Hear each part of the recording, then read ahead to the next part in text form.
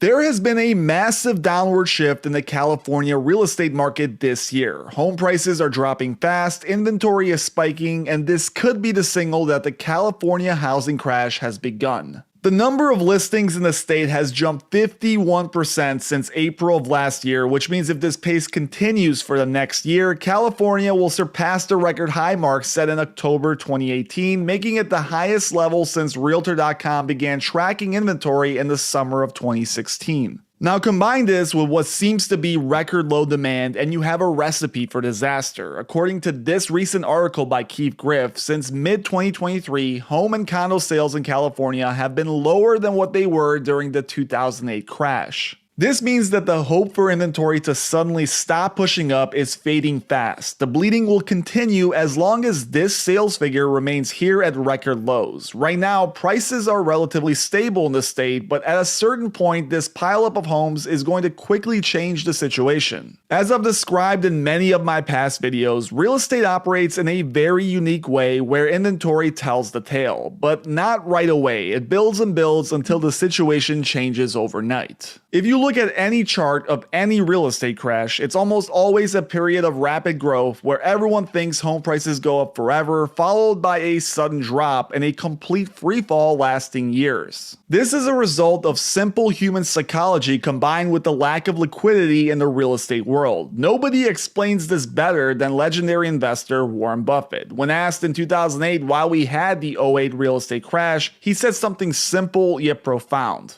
And the reason I'm bringing it up today is because this is exactly what's going on in the market in 2025. Take a listen.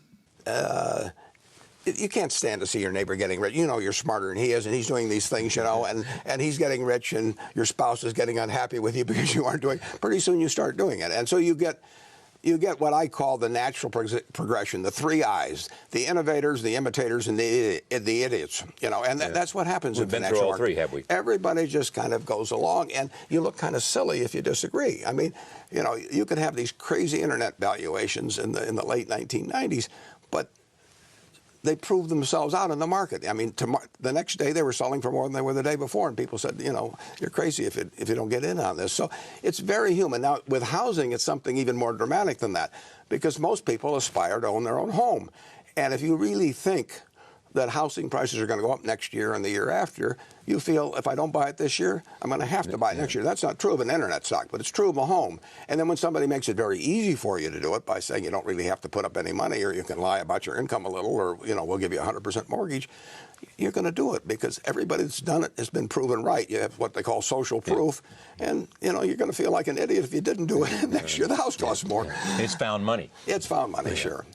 Social proof, that's the key here. Everybody knows somebody who bought their house in the pre-COVID days and made a killing. In California, the median listing price in April of 2020 was $600,000. By May of 2022, that same house likely could be sold for $775,000. So in 2 years, that so-called idiot neighbor Warren Buffett references in his video made $200,000 off of what was likely less than a $50,000 down payment. And if you see this happening around you, you're gonna feel pressure to buy. All your friends are getting rich, making seemingly stupid purchases, while you sit on the sidelines complaining how inflated these prices are, but it doesn't matter because they just keep going up, and with each person that profits, the pressure on you to buy grows exponentially.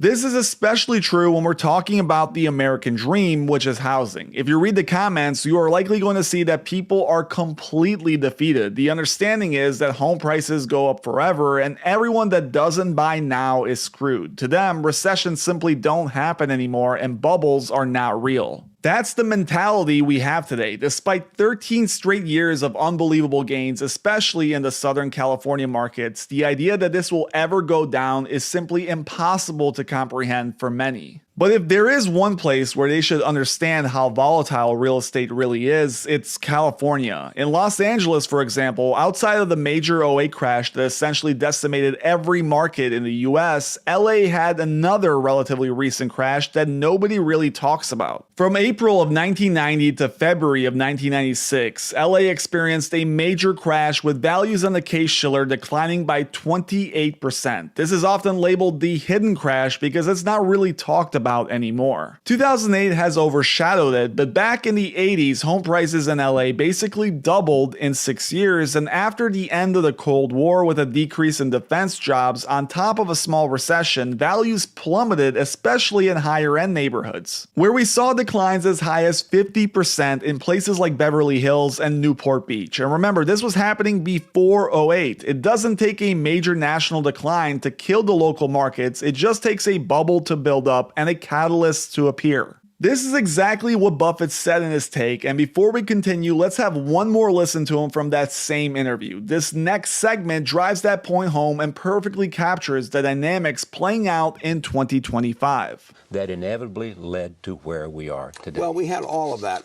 but I would say the biggest single cause was that we had an incredible residential real estate bubble. I mean, you can go back to tulip bulbs in Holland 400 years ago. Yeah. The human beings going through combinations of fear, greed, and all of that sort of thing, their behavior can lead to bubbles. And it may have had an internet bubble at one time, and you've had a farmland bubble in the Midwest, which resulted in all kinds of tragedy in the early 80s. But we have had 300 million Americans, their lending institutions, their government, their media, all believe that house prices were going to go up consistently. And that got built into a $20 trillion residential home market. Lending was done based on it, and everybody did a lot of foolish things. And where people really behaved in a fraudulent way or something, we'll go back and find the culprits later on. But that really isn't the problem we have. I mean, that's where it came from, though.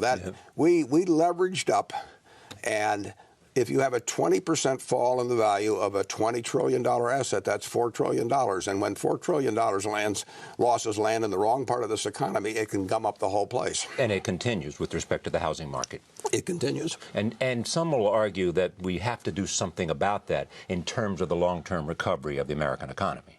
Well, there's no question we have an excess stock. The good thing is we have household formation in this country. We have a country where, I don't know whether it's 1 million households a year or more, but get formed. So we can eat off an inventory. But the inventory is too big, and house prices just soared beyond reason in many places, and they got financed in silly ways, and people lied about loans. All kinds of excesses entered into it. But that is that is the single biggest cause of why we are here.